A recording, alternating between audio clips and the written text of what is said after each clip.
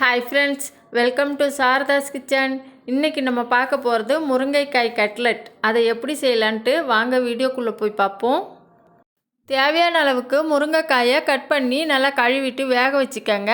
தேவையான அளவுக்கு உருளைக்கிழங்கை வேக வச்சு நல்லா மசிச்சுக்கோங்க. முருங்கைக்காய் வெந்ததும் அதில் உள்ள சதையை இந்த மாதிரி வழித்து எடுத்துக்கோங்க ஸ்பூனால். இந்த மாதிரி எல்லா முருங்கைக்காயிலையும் உள்ள சதையையும் வழித்து எடுத்து ஒரு பாத்திரத்தில் எடுத்துக்கோங்க. முருங்கைக்காய் அதிகமாக இருக்கும்போது இந்த கட்லெட்டை செஞ்சு பாருங்கள், சூப்பராக இருக்கும். ஒரு பாத்திரத்தில் உருளைக்கிழங்கோடு சேர்த்து 3 ப்ரெட்டை நினச்சி உதிர்த்துக்கங்க. தேவையான அளவுக்கு பச்சை மிளகாய், கருவேப்பிலை, நறுக்கிய வெங்காயம், இஞ்சி பூண்டு பேஸ்ட்டு, கரம் மசாலா, சிக்கன் மசாலா, இதுக்கு தேவையான அளவுக்கு உப்பு, இது எல்லாத்தையும் சேர்த்துட்டு வழித்து வச்சுருக்கிற முருங்கைக்காய் சதையை சேர்த்து நல்லா பிசைஞ்சிக்கங்க. தண்ணி சேர்க்க வேணாம். இந்த மாதிரி பிசைஞ்சிட்டு கொஞ்சமாக மாவு எடுத்து இந்த மாதிரி உருண்டை பிடிச்சி ஒரு பிளேட்டில் வச்சுக்கோங்க.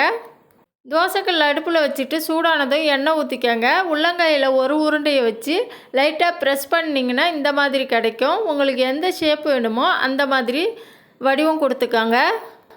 இதை தோசைக்கல்லில் வச்சு ஒரு பக்கம் வெந்ததும் மறுபக்கம் திருப்பி போட்டு வேக வச்சு எடுத்துருங்க. தேங்க்யூ, பாய்.